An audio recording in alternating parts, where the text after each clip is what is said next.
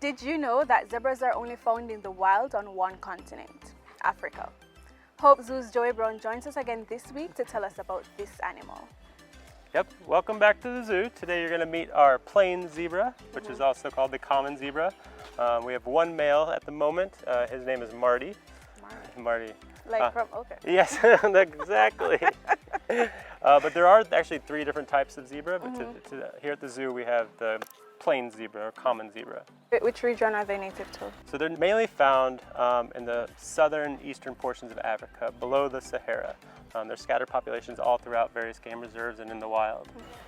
What do they eat? Zebras are grazers, so they're grazing on mainly grass most of the day or any other forage they can find.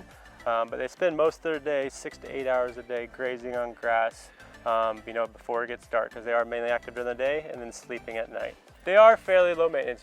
We do have to definitely keep an eye, make sure they're getting suitable nutrients in the grass. We also give them some grains in the evening, but maintaining good grass and hay throughout the year is very important.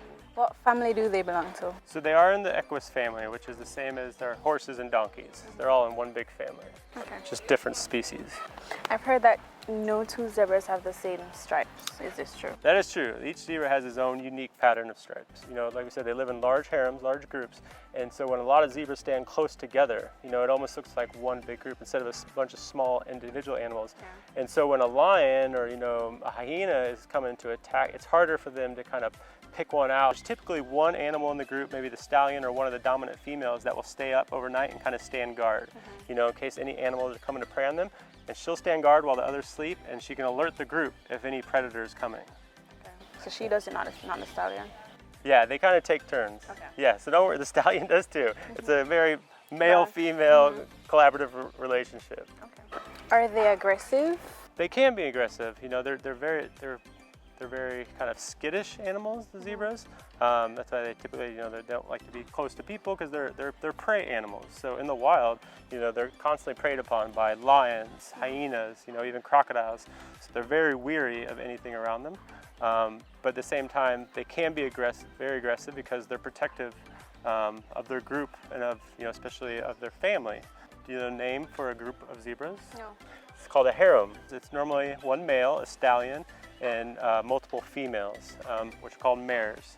And then there are sometimes all bachelor groups too, which is just a group of various males.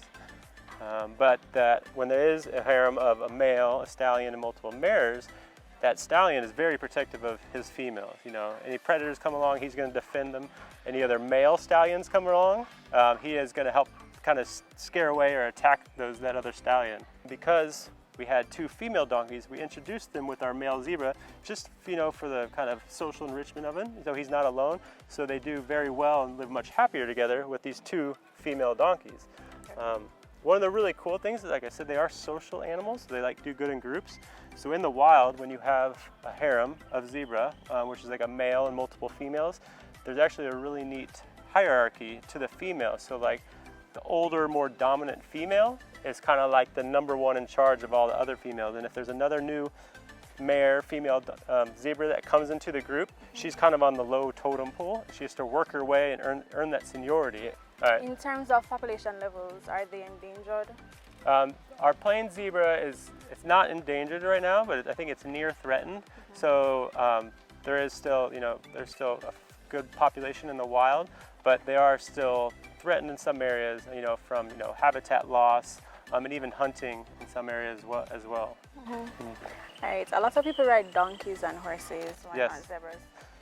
Because donkeys and horses have been domesticated for thousands of years. Zebras haven't really been domesticated, so they're still very wild.